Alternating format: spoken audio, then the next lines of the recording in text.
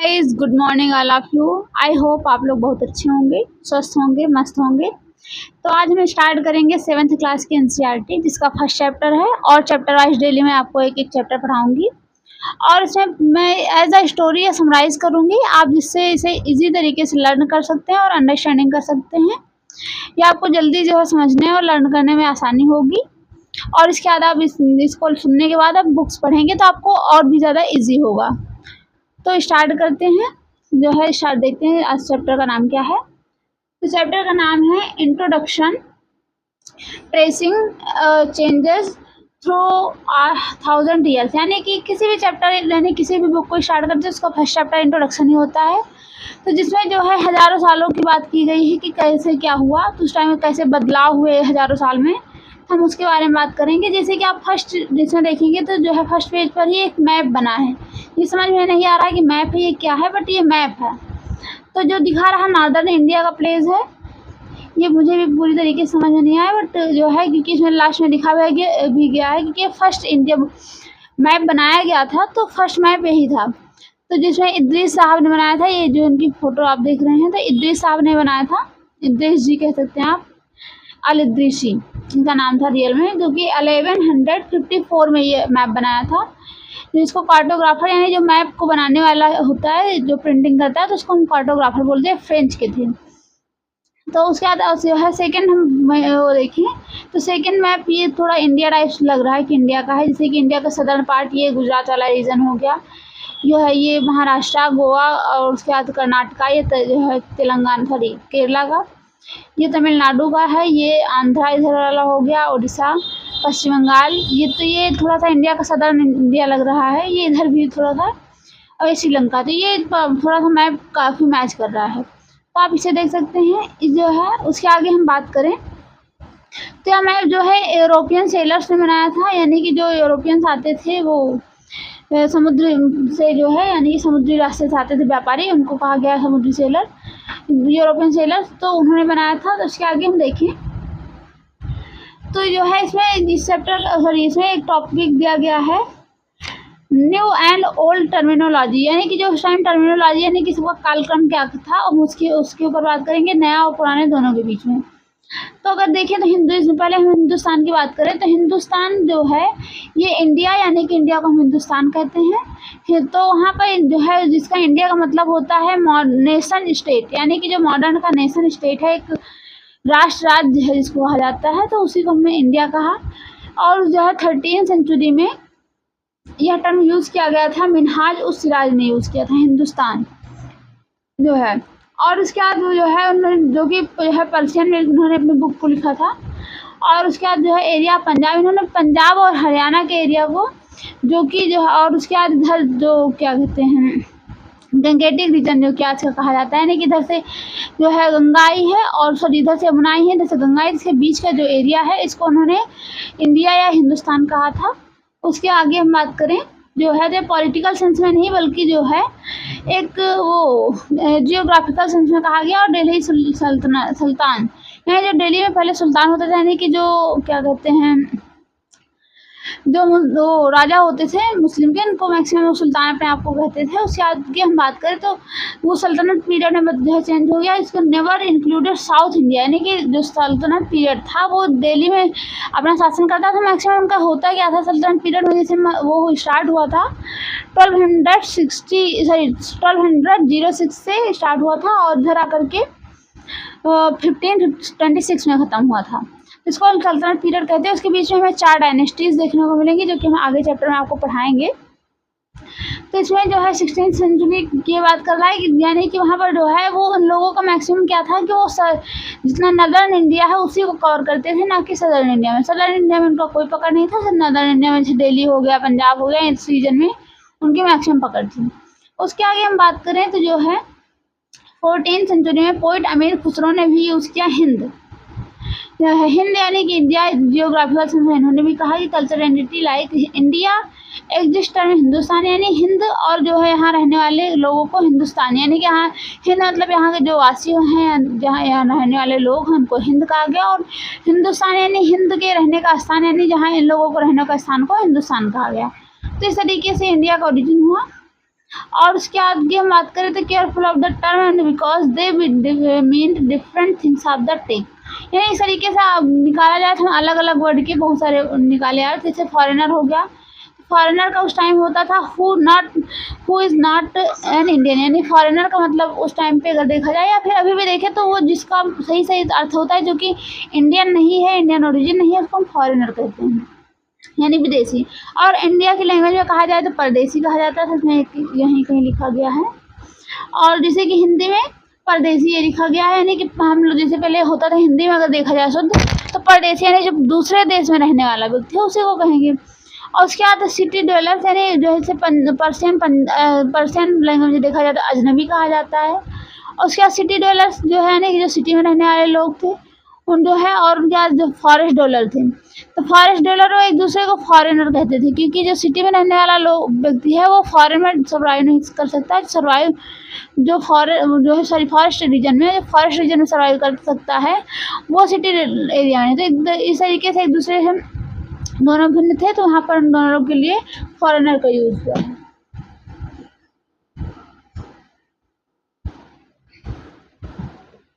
उसके आगे हम बात करें हिस्टोरियंस एंड देयर सोर्सेज, यानी कि जब हम हिस्ट्री की बात करें और उनके सोर्स क्या थे उस टाइम के जो इतिहासकार थे, तो उसकी बात करें तो इन्वेस्टिगेशन करने से पता चला कि गुप्ता डायनेस्टी, हर्ष डायनेस्टी जैसे कि हमने ऑलरेडी पढ़ा है इनके अबाउट, तो ये सब हिस्ट्री के रिसोर्स इनके टाइम में जो लिखे गए बुक्स हैं उन्हीं को हम देखते हैं। और उस टाइम और एक सबसे इम्पॉर्टेंट बात थी कि ये पेपर वाला सिस्टम नहीं था, उस टाइम पेपर नहीं होता था, तो व्यक्ति क्या करते थे, मतलब जो ऑथर्स होते थे वो जो है प्लेट यूज़ करते थे, जैसे कि एक जो है मेटल के जो है प्लेट यूज़ करते थे या वॉल यूज़ करते थे, या फिर लिखने के लिए, या फिर जैसे कि पत्तियों का यूज़ करते थे।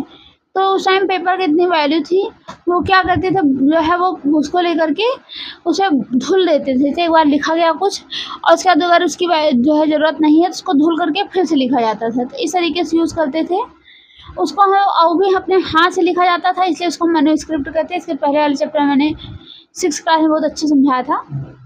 और इसमें बताओ तो मैन्युस्क्रिप्ट यानी कि मैनु मतलब हैंड, स्क्रिप्ट मतलब लिखा गया, यानी जो हाथ से लिखा गया है उसको मैन्युस्क्रिप्ट कहेंगे।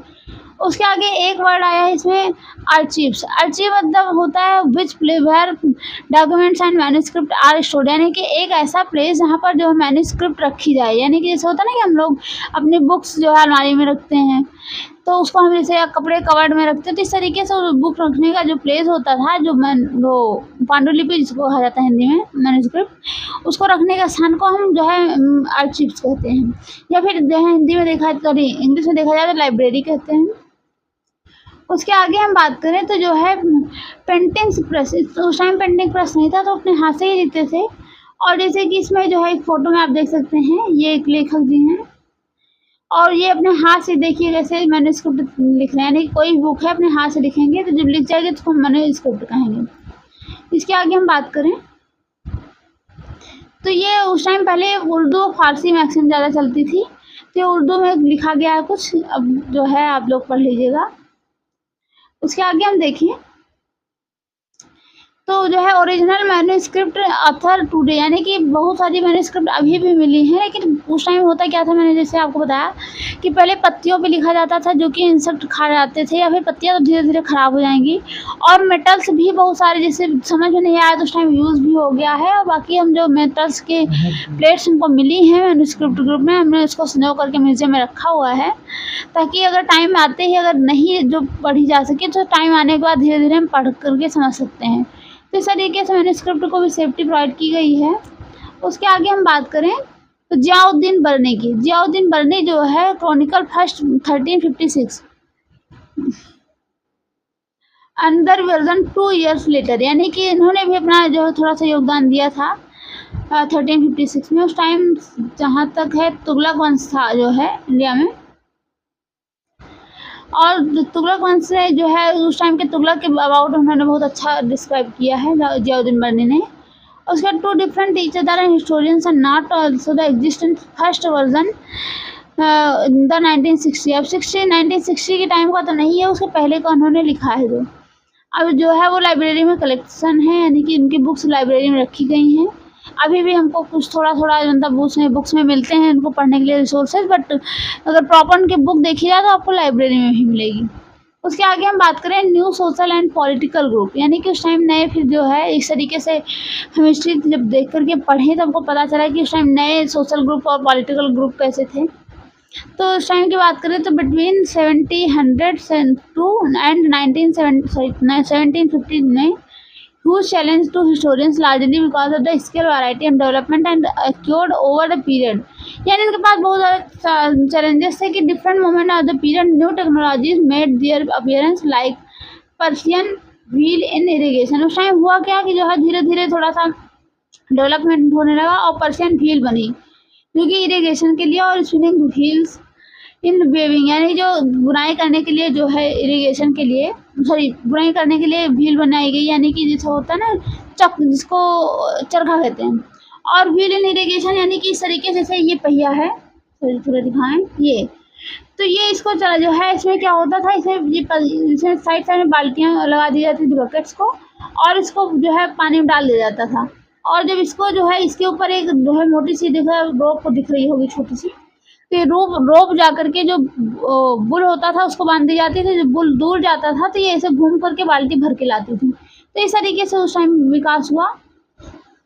उसके आगे हम बात करें तो राजपूत, उस टाइम राजपूत का उद्भव हुआ। राजपूत यानी राजा पुत्र, यानी राजा के पुत्र को राजपूत कहा गया। उस टाइम जो है 18 एंड 14 सेंचुरी में जो है term applied the generally to the group warrior, यानी उस टाइम क्षत्रिय कास्ट के स्टेटस बढ़ाने के लिए इस वर्ड का यूज किया गया था। उसके आगे हम बात करें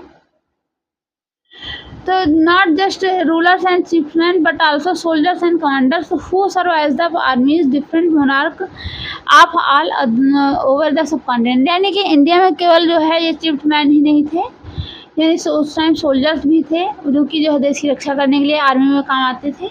इस तरीके से उसके बाद एक इम्पॉर्टेंट दिया गया है काल्वरिक कोड ऑफ कंडक्ट, यानी कि एक सेंटेंस है, इसका अर्थ देखते हैं। Extreme valour and a great sense of loyalty, यानी कि एक एक्सट्रीम वेलर यानी बहुत ज़्यादा अपने आप से ही मतलब दान को सेक्रीफाइस करने वाला हो, और उसका सेंस लॉयल्टी यानी लॉयल पर्सन हो, ये नहीं कि धोखा देने वाले से। क्या होता है ना कि आर्मी में हम जो फौजी को पहले इतना ज़्यादा ट्रेंड कर देते हैं कि उनके ऊपर विश्वास आँख बंद के किया जा सकता है, तो वो जो है उनके लिए हम सिवैलरिक कोड ऑफ कंडक्ट का यूज़ कर सकते हैं। तो उसी तरीके से राजपूत होते थे, यानी कि जो कहते थे कि जो है मर जाएंगे पर बात को जो है वो अपने प्रॉमिस को हम पूरा करके रहेंगे, तो इस तरीके से। और आगे देखिए तो जो है use opportunity the age are become political importance, यानी धीरे धीरे फिर राज्य पॉलिटिकली इम्पोर्टेंट होते गए, और जो है through out the period was a gradual clearing forest and extension of agriculture, यानी फिर धीरे धीरे एग्रीकल्चर का एक्सटेंशन हुआ।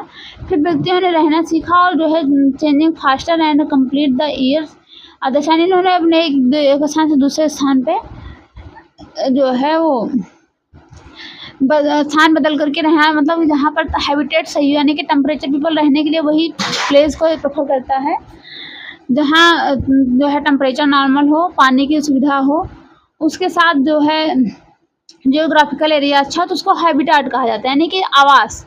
यानी जैसे कुछ लोगों को फॉरेस्ट में रहना पसंद है, फॉरेस्ट डवेलपर्स होते हैं, यानी कि वो जो है मैक्सिमम क्या करते हैं, वो जो है ये ग्रेन पे ना निर्भर होकर के वो जानवरों पे और फ्रूट्स पे निर्भर होते हैं, तो वो वहाँ माइग्रेट करके गए। तो इस तरीके से माइग्रेटिंग स्टार्ट हुई और started tilling land and become the peasant. फिर धीरे धीरे जो है लोगों ने अपना जब ग्रेन उगाना सीख लिया तो वो पीजन बन गए, और उन्होंने जो है धीरे धीरे परमानेंटली जो है ग्रेन एग्रीकल्चर करने लगी। New peasant groups gradually began to influence by the regional market, और फिर नए जब ग्रुप आए तो वो रीजनल यानी जो पास के मार्केट से भी इन्फ्लुएंस हुए, ताकि वहाँ ले जाकर किसान जो सरप्लस होता था उसको वहाँ बेचते थे।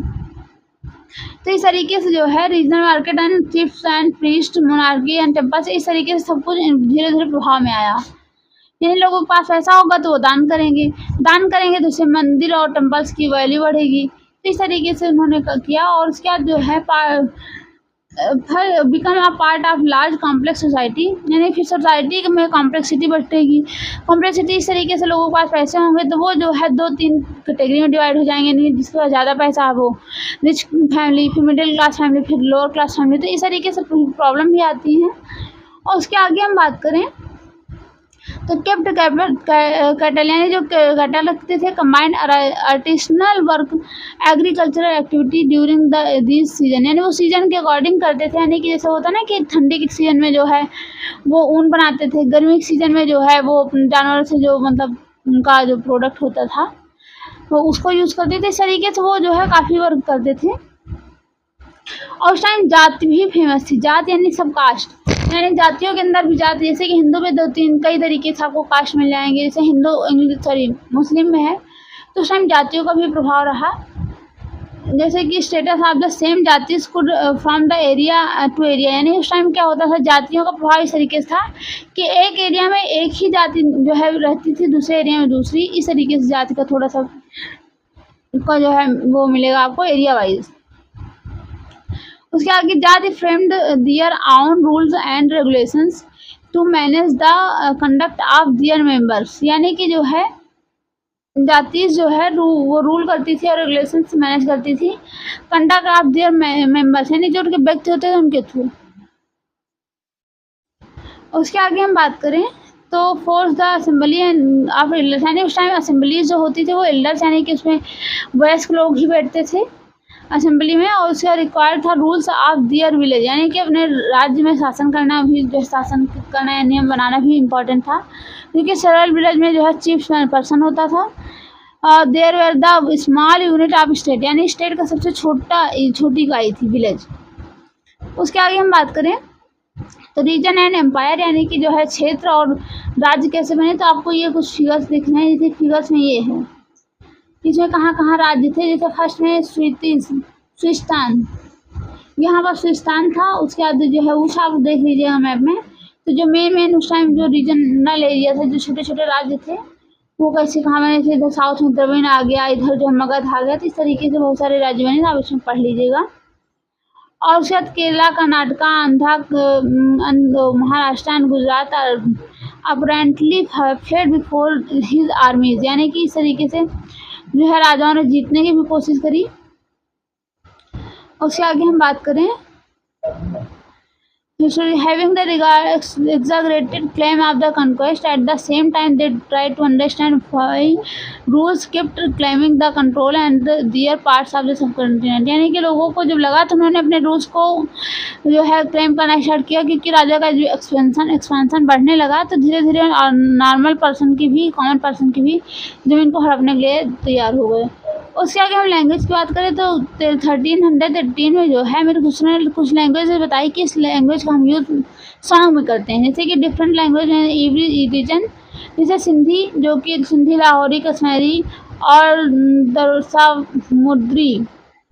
दरसामुद्री जो है ये सदर्न कर्नाटका में यानी साउथ में जो है फेमस हुई। उसके साथ तेलंगाना इन आंध्र प्रदेश में फेमस हुई।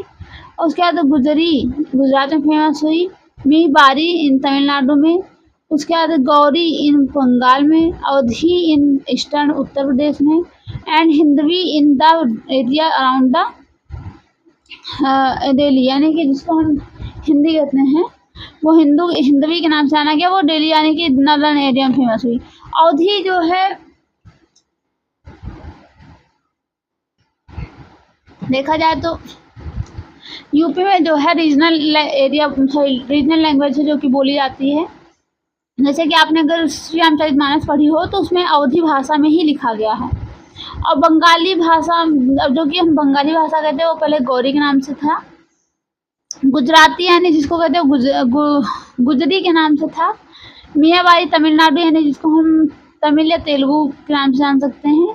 इस तरीके से भाषाओं का नाम भी थोड़ा सा बदल गया है। उस टाइम यूज़ किया जाता था, जो कि अमीर खुसरो ने बताया है। अमीर खुसरो ने संस्कृत में भी एक्सप्लेन किया था। वो जो है common people do not know it only the Brahmins, क्योंकि उन्होंने संस्कृत का यूज़ कम किया है, लेकिन उन्होंने कहा कि संस्कृत का यूज़ मैक्सिमम ब्राह्मण करते हैं और उसे समझ भी वही सकते हैं, नॉर्मल पर्सन समझ नहीं सकता, तो इसलिए रीजनल लैंग्वेज का उन्होंने ज़्यादा यूज़ किया है। तो इस तरीके से उसके आगे हम बात करें तो by 700 many regions already possess distinct geographical dimensions and their own language and cultural characteristics. आप इस तरीके से देख सकते हैं कि इंडिया में कितनी ज़्यादा बायोडाइवर्सिटी है, यानी कि 700 जो है वो रीजन्स इंडिया में थे, और जिसमें जियोग्राफिकल में मतलब बहुत अन्य तरीके से भाषाएं बोली जाती थी। क्योंकि एक यहाँ पर देखेंगे तो आप डायलॉग्स मिलेगा, कोस घाट घाट पे पानी बदले, कोस कोस पे बानी, ऐसा कुछ करके है। तो यानी कि आप देख सकते हैं कि इंडिया में कितनी ज़्यादा डाइवर्सिटी है। यहाँ पर थोड़ी दूर जाने के बाद लैंग्वेज बदल जाती है, ड्रेसिंग सेंस बदल जाता है, भोजन बदल जाता है। तो इस तरीके से वो वही भी बता रहा वही।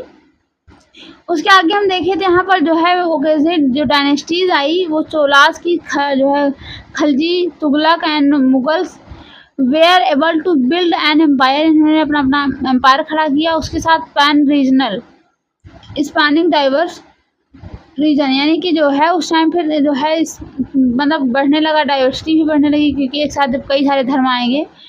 Not all the empires equally stable और द सक्सेसफुल, यानी कि सब सक्सेसफुल भी नहीं रहे और स्टेबल भी कोई नहीं रह सका, क्योंकि इतने सारे धर्म आए, मतलब इतने सारे लोग आए तो सब में हुई लड़ाई, और उसके बाद धीरे धीरे सबको छोड़ के जाना पड़ा। उसके आगे हम मुगल एम्पायर की बात करें, जो कि डिक्लाइन हो गया 10th सेंचुरी, यानी कि 1857 में ही डिक्लाइन हो गया था। जब लास्ट में देखेंगे तो आप बहादुर शाह जफर सेकेंड को जो है 1857 रिवोल्ट के साथ ही जो है उनको सॉरी हाँ रंगून भेज दिया गया था, और उसके साथ साथ जो है ये पूरी तरीके से नष्ट हो गया। अब 1526 में ये जो है इमर्ज हुआ था बाबर के द्वारा। तो इस तरीके से आप तो एम्पायर हो गया। उसके बाद एम्पायर री इमर्जेंस, यानी कि फिर से पुनर्गठित कब हुआ, तो उसकी हम 8th चैप्टर में बात करेंगे। उसके आगे ये बात करता है altered the character of region, यानी कि उस टाइम धीरे धीरे फिर रीजन के करेक्टर्स बदलने लगे। यानी जैसे होता नहीं कि किसी एरिया में सर्वाइव करते रहते, धीरे धीरे हमको पता नहीं चलता, बहुत ज़्यादा चेंजेस आ जाते हैं। तो उसी तरीके से भी कह रहा है सब continent region where left with the legacies and big and small state that had ruled over them, यानी धीरे धीरे राजाओं का इधर सुधर होना हुआ जो है, तो फिर लोगों ने भी अपना स्थान बदल दिया। और उसके आगे हम बात करें जो है तो apparent in emergence of many district share the tradition in the realm of the governance the management of the economy, यानी कि उस टाइम जो है जो रीम यानी शासन जो होता था, मतलब राजा का, वो मैनेज करता था economy, elite, cultures and language, यानी इन तीनों चीज़ को वो कवर करता था। उसके बाद जो है 1000 ईयर्स बिटवीन 700 एंड 1700 ईयर्स में। उसके बीच की कैरेक्टरिस्टिक की बात करें तो जो है region did not grow in the isolation, यानी रीजन अकेले नहीं ग्रो हुआ, उसके साथ कई स्टेट्स ग्रो हुए, जैसे कि this region felt the impact of the larger region forces of the integration without ever a quite losing their distinctiveness, यानी कि इस तरीके धीरे धीरे जो है वो उन्होंने मतलब रहन सहन तरीका सबको बदलना स्टार्ट किया और धीरे धीरे एकदम बदल गए। उसके आगे हम बात करें तो ओल्ड एंड न्यू रिलीजन, यानी कि कैसे पुराने धर्म का जो है अस्तित्व में बना रहा, कैसे नए धर्म का उद्भव हुआ, तो उसकी हम बात करें तो एक्सप्लोरिंग द जो है witnessed major and development in religion tradition, ये जो मतलब रिलीजन ट्रेडिशन में जो होता है तो धीरे धीरे वो एक्सप्लोर होने लगा, यानी कि कोई भी चीज़ हम जितना एक लिमिट में करते हैं तो पीपल को उतने की हैबिट बन जाती है, हम थोड़ा सा बढ़ाते हैं तो हमें दर्द महसूस होता है। तो इस तरीके से जो है रिलीजन में एक्सप्लोरेशन हुआ, और peoples believe in the divine was sometime deeply person, यानी कि धीरे धीरे व्यक्ति को भगवान के प्रति आशा जागृत हुई। और उसके बाद but usually in collective belief in super natural agency, यानी कि उसमें बहुत मतलब कि एक सुपर कनेक्टेड जो है वो मतलब ये पोस्ट बनाई गई, जो कि एजेंसी थी जो है रिलीजन वाज ऑफन क्लोजली, यानी का जो है धर्म था प्राय connected with the social and economical organization of social communities, यानी इनका मानना था कि सोशल और इकोनॉमिक ऑर्गेनाइजेशंस जो है कम्युनिटी के वो कनेक्ट होने चाहिए एक दूसरे से। उसके बाद as the social work of their groups altered due to did their belief, यानी कि एक दूसरे के धर्म में जो सहायक बने, जिस तरीके से उनका मानना था जो उस टाइम के लेखक थे। और it was during the period of the important change the what we call Hindu today, यानी कि इसमें क्वेश्चन उठता है कि हमें हिंदू क्यों कहा जाता है। तो उसका रीज़न है कि these included the worship of new deities, यानी कि जो है उस टाइम जो है वर्शिप मतलब नए देवता की पूजा होना स्टार्ट हुई, जैसे कि कंस्ट्रक्शन ऑफ टेम्पल्स, यानी मंदिर बनना स्टार्ट हुआ बाय रॉयल्टी के साथ, एंड ग्रोविंग, यानी रॉयल्टी में अंदर राजा रानी अपना डोनेट करते थे तो उससे जो मंदिर बनती थी तो अच्छी बनेगी। उसके आगे बात करें तो ग्रोविंग इम्पोर्टेंट ऑफ ब्राह्मणास, यानी कि ब्राह्मण का जो है उद्भव हुआ। उसके साथ priest and dominant groups in society, जो प्रीस्ट थे वो डोमिनेंट थे ग्रुप ऑफ इन सोसाइटी, यानी कि जो है मतलब जो देव पुजारी थे वो जो है मतलब लोगों के ऊपर बहुत ज़्यादा आश्रित थे और लोगों के ऊपर थोड़ा सा अपना पर जो कंट्रोल भी रखते थे। अब पैटर्न की बात करें तो यानी कोई राजा जो है किसी मतलब मतलब किसी भी कल्चरल पीपल को अगर वो रहने के लिए स्थान देता है तो हम पैट्रोनाइज कहते हैं। तो जो है इस टाइम भी कि बहुत सारे लोगों ने जो है इनको मतलब ब्राह्मणिज्म को सपोर्ट किया, जैसे कि जो है new rulers of the churches and prestige and the dominant position was consolidated by the support of their patrons, यानी इस तरीके से उन्होंने जो है पैट्रॉन्स भी उनको मिला, यानी कि राजाओं का सपोर्ट भी मिला। और उसके आगे हम बात करें तो one of the major development of these period was the emergence of the idea bhakti. One of the major development of this period was the emergence of the idea bhakti. उस टाइम फिर भक्ति का भी idea होगा। भक्ति का idea का मतलब होता है विदाउट एनी गुरु, मतलब जो इसको टीचर्स होते हैं यानी कि गुरु होते हैं उनके बिना ही सेल्फ में ही इमर्जेंस हुआ। Love personal deity and duty, यानी पर्सनल जो देवी देवता के प्रति जो है धर्म वो मतलब रिलीजन जो आस्था जागृत हुई उसको हम कहते हैं aid priest and elaborate rituals, यानी और उसके बाद फिर उनके अंदर ये पावर होती है कि वो जो है किसी भी रिचुअल्स को तोड़ सकते हैं, यानी बता सकते हैं कि वो गलत है या सही है। उसके आगे हम बात करें तो without the aid and priest and elaborate और यू कैन, फिर से हम आगे नेक्स्ट चैप्टर में पढ़ेंगे। 6th चैप्टर में इसका अच्छे से वो एक्सप्लेन किया गया है। तो इसकी हम बात करें तो also the period of when the religious appeared सब कॉन्टिनेंट मार्केट्स एंड माइग्रेट, यानी उस टाइम जब माइग्रेशन कैसे स्टार्ट हुआ तो उसकी बात करते हैं तो merchant and migrant first brought the teaching of the holy Quran, यानी कि जो अपने यहाँ जब होली कुरान पहले 700 BC से पहले मुस्लिम का कोई नाम निशान नहीं था। वो तो जब 1712 में जो है मीर कासिम आया तो धीरे धीरे उसके साथ कई जो है आप देखेंगे तो बहुत सारे ऑथर्स और लेकर के आता था सैनिक, तो यहाँ रुक गए जो उन्होंने धीरे धीरे इस्लाम धर्म को प्रचारित किया।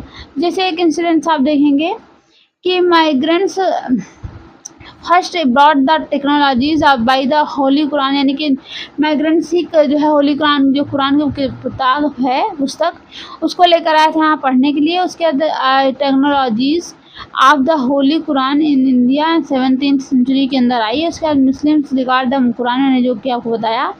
उसके आगे holy book of the acceptance sovereignty of the god and Allah, यानी अल्लाह गॉड मुस्लिम को जो है सपोर्ट नहीं करते थे। और जो है मुस्लिम का जो कुरान में जैसे कि दिया गया है वो सॉवरेनिटी को सपोर्ट करता था, बट जो है जैसे कि मुस्लिम तो अल्लाह गॉड के लिए नहीं। अब love of mercy and bounty embrace all those who believe in him and regard, यानी कि उनका अपना बिलीफ सिस्टम था कि कौन किस में करता है, लेकिन उस टाइम भी टॉलरेंट वाला सिस्टम थोड़ा सा था। और उसके आगे main rulers pattern Islam and Ulema learn the theologist, यानी कि थियोलॉजियंस एंड जरिस्ट, यानी कि उस टाइम में देखेंगे तो पैटर्न और इस्लाम उलेमा ये दो पार्ट में मुस्लिम बटे हुए थे। पैटर्न ऑफ इस्लाम यानी कि एक तो इस्लाम को सपोर्ट करते थे, एक ulema learn to the ulema theologians and jurist, यानी कि एक जरिस्ट या प्रीस्ट होता था जो कि उलेमा कहता था मैं उलेमा हूँ, यानी भगवान का एक तरीके से प्रतिनिधित्व करने वाला। उसके बाद ये लोग वहाँ पर टहलते थे, तो ये लोग जो है उनके ऊपर विश्वास करते थे। आगे हम देखें तो एंड लाइक हिंदुइज्म इस्लाम, अगर हिंदुइज्म इस्लाम यानी कि भारत में से हिंदुइज्म भी है, हिंदूवाद भी है और इस्लाम भी है, तो उसकी बात करें तो इंटरसेप्टेड यानी एक दूसरे को जो है काटता भी है, ये पूरा करता भी है in a variety of ways by its followers, अपने यानी कि जो है कि कई प्रकार से, यानी कि जो है हिंदू और मुस्लिम भी इंडिया में कई प्रकार के हैं।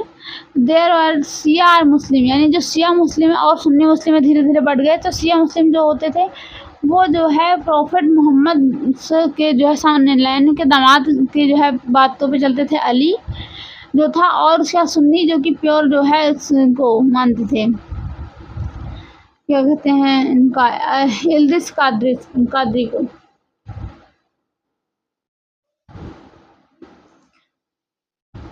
तो उसके आगे हम बात करें प्रॉफिट मोहम्मद सन से जो है अली और जो है जिसका हदीस दोनों ही अपने अपने टाइम में वो हुए। उसके आगे हम बात करें तो Muslim community legitimate leader of the, यानी कि जो हरीस थे उन्होंने जो है मुस्लिम कम्युनिटी को भी वो किया। उसके आगे कहें तो समवाज द सुन्नी मुस्लिम, यानी सुन्नी मुस्लिम और शिया मुस्लिम को और बताया। सुन्नी मुस्लिम वो होते थे जो है प्रॉफिट मोहम्मद यानी के पोते को फॉलो करते थे, और सुन्नी जो होते थे वो खलीफा को फॉलो करते थे। तो इस तरीके से यानी जो कम्युनिटी होती थी उनकी, और सक्सीडिंग खलीफा, अब सब जो है खलीफा का अंत कैसे हुआ। There are the other important difference between the various schools of law, Hanafi and Shafi, mainly in India and in theology and monastic traditions, यानी कि दोनों लोग अपना अपना एक जो है मतलब ट्रेडिशन है जो कि फॉलो करते थे। उसके आगे हम बात करें थोड़ा सा thinking about time and historical, यानी कि उनके अबाउट क्या सोचा जाता है हिस्टोरिकल पीरियड में।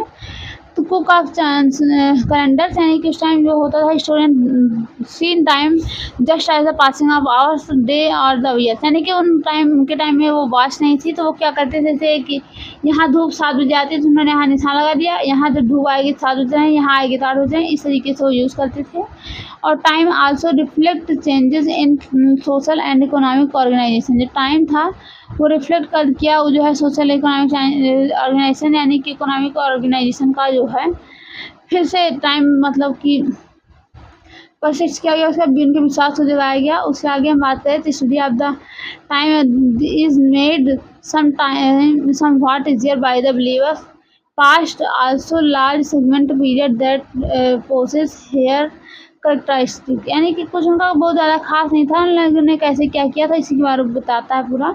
और मिडिल 19th सेंचुरी में British historians divided the history of India into 3 period, Hindu Muslim British, यानी कि अगर उस टाइम देखें जब 18th सेंचुरी में तो उस टाइम अपने यहाँ हिंदुओं का भी जो है काफ़ी वर्चस्व रहा, मुस्लिमों का और उसके साथ साथ ब्रिटिश का भी। तो उस टाइम हुआ क्या कि हिंदू मुस्लिम जो है वो दोनों लोगों ने मिल करके ब्रिटिश का सामना किया। और उसके आगे हम देखें तो historical changes and the no other significant development in the economy society and culture, यानी इनके ब्रिटिश में कुछ ज़्यादा चेंज आया नहीं, इन लोगों ने जो था फिर से वैसे रिन्यू कर लिया। उसके such division also ignored the rich diversity and subcontinent, अभी भी हमारे देश में जो है वो डाइवर्सिटी बहुत ज़्यादा, जैसे कि 12 पॉइंट समथिंग कुछ करके बायोडाइवर्सिटी इंडिया में अकेली पाई जाती है।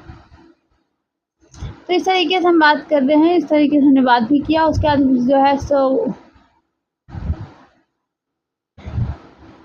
इसमें थोड़ा सा कुछ टर्म दिए गए जैसे कि जो है यूरोपियन ट्रेडिंग कंपनीज, यानी कि उस टाइम यूरोपियन ट्रेडिंग कंपनी कैसे इंडिया में स्टार्ट हुई इसकी भी बात करता है। और इसके बाद जो है मिडेवल हिस्ट्री की बात करता है, मिडेवल यानी कि मॉडर्न से लेकर की बात की गई है। उसके बाद during the 1000 years society of the subcontinent were transformed social, often and economic in several areas, reached a level of the opportunity and attracted the interest of the European, यानी कि धीरे धीरे फिर वो अट्रैक्ट होते गए, European यहाँ आए और उन्होंने इंडिया में देखा मसालों की भी पूर्ति होती है, तो उन लोगों ने धीरे धीरे यहाँ मसाला लेना स्टार्ट किया और धीरे धीरे फिर उनका वर्चस्व बढ़ता गया, फिर लास्ट में उन्होंने इंडिया को कैच कर लिया। तो इस तरीके से हमारा फर्स्ट चैप्टर खत्म होता है। इसमें कुछ खास नहीं था, थोड़ा सा मैप के अबाउट ही आपको याद रखना है, तो मैप क्या कैसे है और बाकी सारी स्टोरीज ही हैं। और नेक्स्ट चैप्टर को आपको और अच्छे तरीके से ब्रीफ करेंगे क्योंकि वहाँ से क्वेश्चन ज़्यादा आने की संभावना है दैन दैट आफ्टर दैट। तो हम इस तरीके से हमने समराइज़ किया और जो भी प्रॉब्लम हो आप नेक्स्ट चैप्टर में हमें कमेंट करके बता सकते हैं। मिलते हैं आपको नेक्स्ट चैप्टर में, तब तक के लिए थैंक यू।